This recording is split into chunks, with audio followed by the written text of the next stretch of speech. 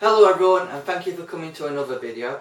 In this video I'm going to do a what is in my camera bag video. Basically go through all my equipment, tell you a little bit about the equipment I use, and hopefully this will be helpful for anyone who is contemplating getting into photography and looking at certain particular lenses.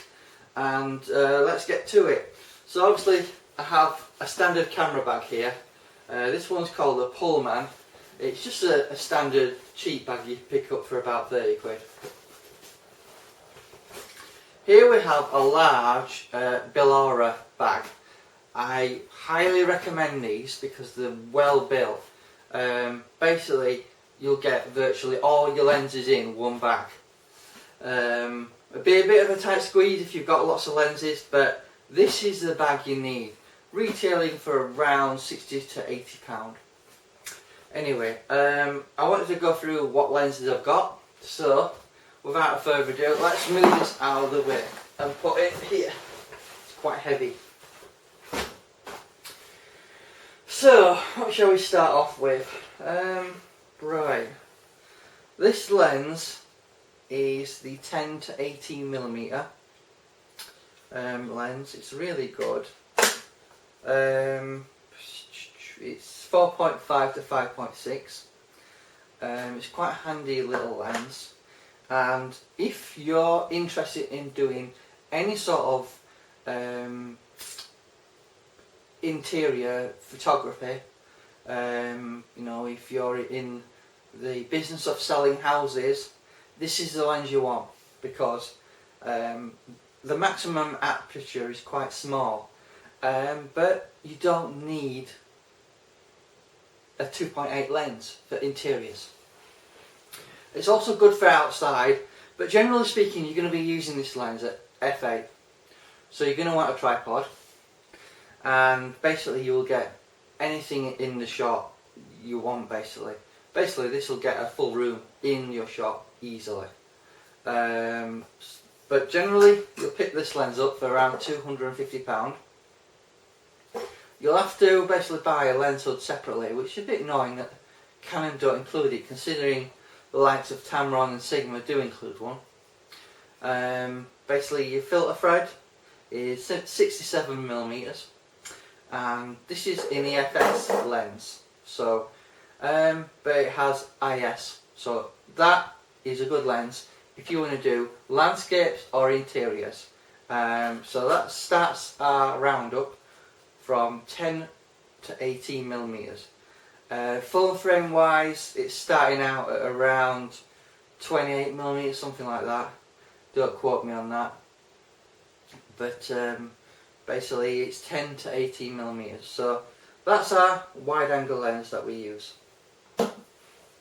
Sometimes on full frame cameras, if you're zoomed out a little bit and the back of the zooming action protrudes a little bit into the back of your camera, there is a possibility of your mirror hitting the back of the lens.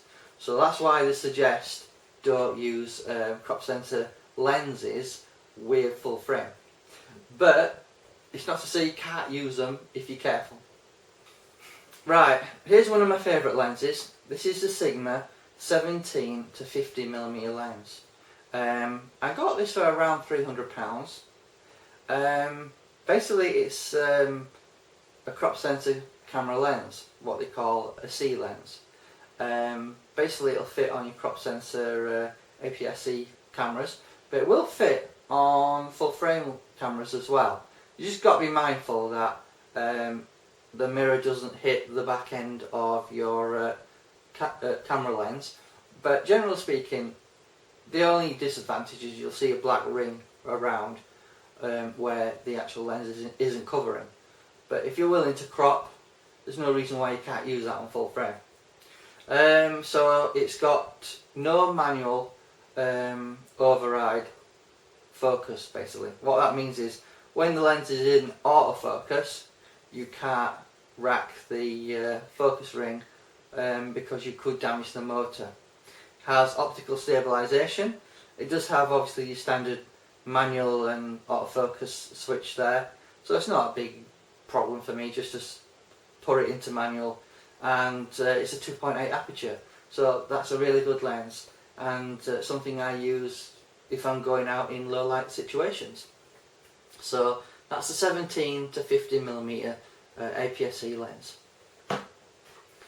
Right, here is probably one of my favourite lenses, which is the Mark 1 70 to 200mm 2.8 Canon IS lens.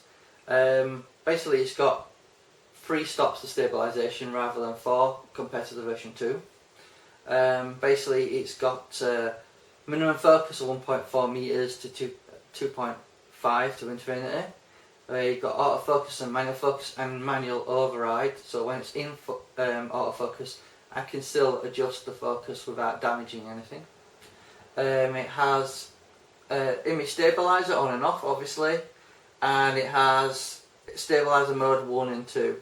1 is just standard, up and down, sideways, and number 2 is for panning basically. So that's another favourite of mine, and I always keep hold of that for doing close-ups. Now I do keep hold of this lens. This is the actual kit lens that comes with most of your cameras. This is the 18 to 55mm. I believe it's 4.5. No, it's 3.5 to 5.6, and this is the version 2. IS, autofocus and manual focus. It's really light though, so if you want to pop your camera in a small bag with this, it's hardly noticeable the weight, so it's quite handy to carry if you don't want to carry heavy equipment with you, because obviously the Sigma equivalent, which obviously is a better aperture on it, is probably 2 or 3 times the weight of this. So if you do want to go light, the kit lens is ideal. So what else do we have in our bag? Well, we have the 2x extender. Now these are the version 1s. The version 2 extenders tend to be web sealed, slightly better optically but not by much, and the version 3 apparently is a lot better, but to be honest you're not going to see that much of a difference. And if you're wondering how it's configured like this, basically that's just an extension tube. So you know, if you have a look in there, you can see you just attach it. And I was watching a wildlife photographer who carries it like that because it's convenient to have basically your 1.4 extender and your 2x extender all in one package, and you can always attach that onto your 200mm lens, and obviously you've got a good 400mm wildlife lens if you want to use it, and it's comparable in quality to the new 100 to 400 Mark II lens in quality. Well, that's a lot of research that I've done that sort of indicate that. So that's why I sort of kept the 200 and had the teleconverter. So here we have probably one of my favourite lenses. This is the 150 to 600 contemporary Sigma lens. Basically f5 to 6.3. You've got autofocus, manual override and manual focus. You've got various limited options on there, such as full, 10 meters to infinity and 2.8 to 10 meters. You've got optical stabilization, mode 2 and 1, and you can actually turn it off as well if you want to.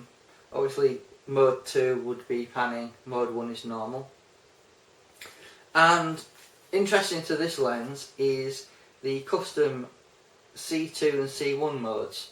So if you buy the Sigma dock, you can basically customise the limiter on this and the autofocus speed a little bit, and you can get firmware updates, you know, which this has recently been updated, and I found it really quick and nails focus most of the time. So that's the Sigma. Here we have the 300 f4 prime lens, which is really good quality, it's really sharp. At f8 with the 1.4 teleconverter, it's probably just as good as the 400 5.6 lens, and obviously you retain autofocus at 5.6 on most camera bodies. Now the stabilizer, you've got mode 1 and mode 2, so mode 1 is obviously for up and down, side to side, and then mode 2 is for panning. In terms of autofocus speed, it's comparable to the 70-200 Mark 1 that I've got. Basically, minimum focus is 1.5 meters to infinity, and you do have an option for 3 meters to infinity on the limiter. Autofocus and manual focus, and obviously you can adjust the focus on this lens when it's in autofocus, and that's a fantastic lens to get. If you're on a budget and you can't afford a zoom, or you prefer a prime, you know, consider the 300 f4 with IS and a 1.4 teleconverter at 420mm. It should be more than enough. On the crop sensor camera, obviously it's going to be probably something around 680mm, something like that. So that's a good lens to have.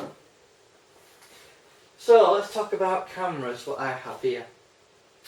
So here we have the 7D. I suppose in today's world, in comparisons to the Mark II, it's probably aging a little bit, but it also means you can pick it up at a bargain price on second-hand websites. So I've never experienced any problems with the 7D. It's fantastic. Basically, I'm getting 8 frames a second. It's really quick, no major issues with it.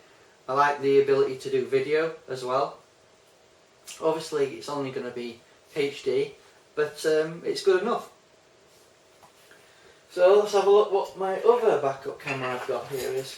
Now here, I can try and get it out of the bag, is the 600D. Basically it has the flip out screen, which is really handy if you want to do like selfies. Personally, would I recommend this camera to anyone? Probably not. Generally, if you're doing raw images, it tends to choke the buffer after 5 shots, so it's not ideal.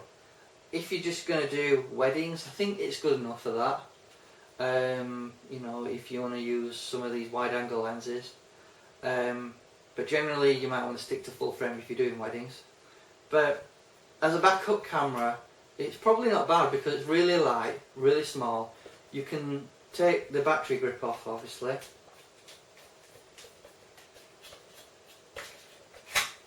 You can see how small it is, and if you were to put the 10-18mm lens on that, it's quite a compact camera really. So, you know, if you want to go small, say you've got a job on a cruise ship or something and you don't want to take much with you, that's quite a good backup camera. Now the last of my cameras I have here is the EOS 1D. Now this is the Mark III, so again this is quite old. Now you might ask, why have I got an old 1D camera? Well, you can pick it up quite cheap these days. I think I picked this up for around £400. Basically the 7D a year ago cost me that, and I think the 600D, before I forget, was around 300. So this is good. The only downside is it's only 10 megapixels, as I think I've not mentioned yet. This is the 7D's 18 roughly. It's roughly the same amount for the 600D, but obviously this 1D Mark III, basically it's quite old, it can't do video, it's only 10 megapixels, but it is a really good camera, really professional grade. What I like about it most of all isn't really how many pictures you can take a second. This can take 10 obviously, because it's really fast. But I like the battery in it. This battery will outlast both of these two cameras, and probably more some, because the battery is huge. Let me just show you it. You know, it's basically got 23,000 AH, and it's 11.1 volt. So it's significantly more powerful than any battery you've got in these two cameras. So you can go shooting all day long with this, and probably shoot all day long the next day as well, without even thinking about changing the battery. I could never hope to do that with these two cameras. Obviously, the disadvantage, you can't do video. So if you want to go out and do video, I'm going to have to take one of these two cameras with me.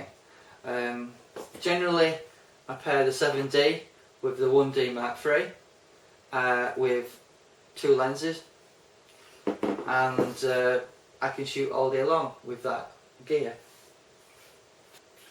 One more thing that's very important when you go out shooting is you want to get some sort of strap.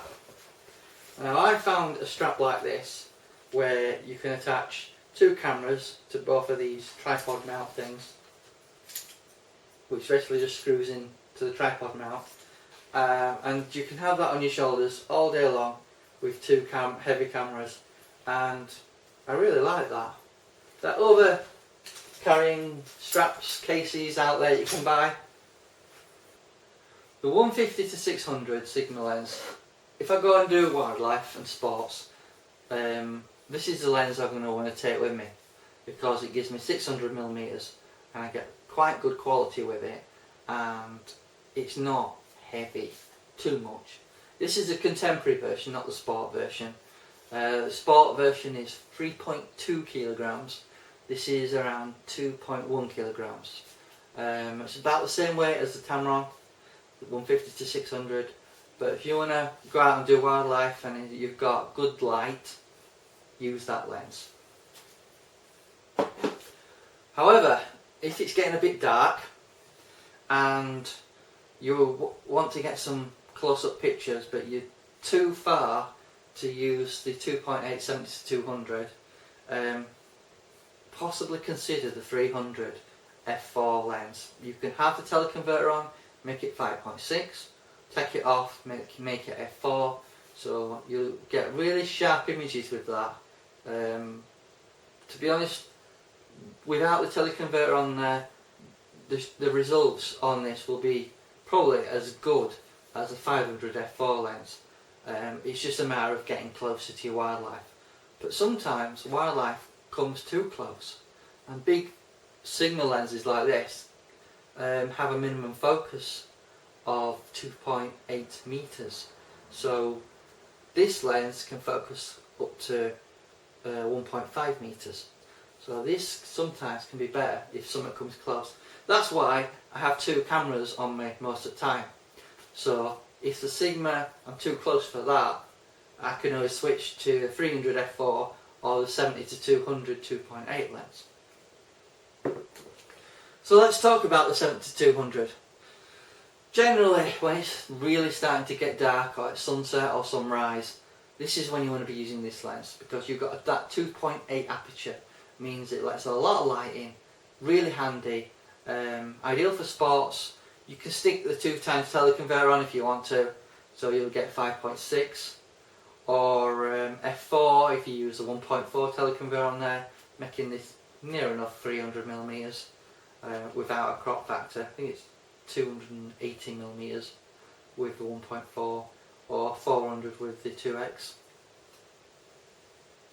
So I would probably say that lens is probably pretty good for sports. This lens, as I said before, the 10 to 18mm, is ideal for basically doing landscapes or interiors, basically. If you are selling your property or you want to get into property photography, that is a lens I would recommend. The general purpose outside, street photography, going out and about, doing cityscapes, as I said, street photography. When it's starting to get a bit dark, 2.8 aperture on that comes in really handy. You could probably get away with using that indoors as well if you you want to do interiors. The only problem with that is it's not quite wide enough sometimes, so that's why you might want to consider the 10-18 if you want to do indoor work. And the last lens we have here, as I've already mentioned, but I just wanted to go through them quickly, is the 18-55mm kit lens. Obviously it's not going to be quite as good as these other lenses in terms of optical quality. However, it's not to say you can't get good results. Now, I want to dispel the myth that you need a lens like this to be a professional photographer and create brilliant results. It is possible to create award-winning results with this lens. Clearly, if you're doing wildlife, this is no good because you're too far away and there's no point cropping. You might be able to get away with it if you were using the, I think it's the 5DRS, which is 50 megapixels. But generally, you're going to need a big lens if you're doing wildlife or sports such as football or motorsport, something like that. But for you guys that are just learning and developing your skills, the kit lens can produce results that you can sell. It's very possible to obtain and produce work that is sellable with the kit lens. What is quite handy about the kit lens is it's light, very light, and you've got image stabilization on there as well. I would probably say this is probably more than capable of producing good studio work, but because sometimes you need to gain more light into your studio, I would always recommend for a faster lens, and I would highly recommend the Sigma 17-50mm lens. Now obviously it's not as well built as a Canon, it rattles a little bit, if you can hear that. But basically this Sigma DC EX HSM lens is as good as a Canon in terms of autofocus speed, but you don't want to be too concerned with autofocus speed when it comes to short focal lengths, because the focus is quick like that. You will never have a problem with autofocus speeds. So I just wanted to go through roughly the equipment I've got here. If I was to tell you which is the best camera I've got here, I'd probably say the 7D, because it's just as good as a video camera as it is as doing fast shutter speed, taking pictures, that sort of thing.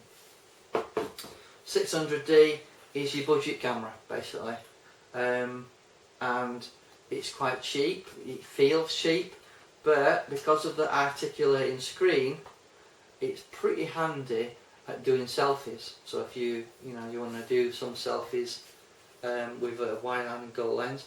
Now a lot of people have said the ideal choice with this is the 10-18mm. If you want to do selfies or YouTube blogs, consider the 10-18mm and marry it with a cheap entry-level digital DSLR. So if you are interested in doing YouTube videos and you want to get yourself set up to do videos or photography on the cheap, possibly look at the 500D, 600D or 650D, marry it up with the 10-18mm lens, which is fairly cheap.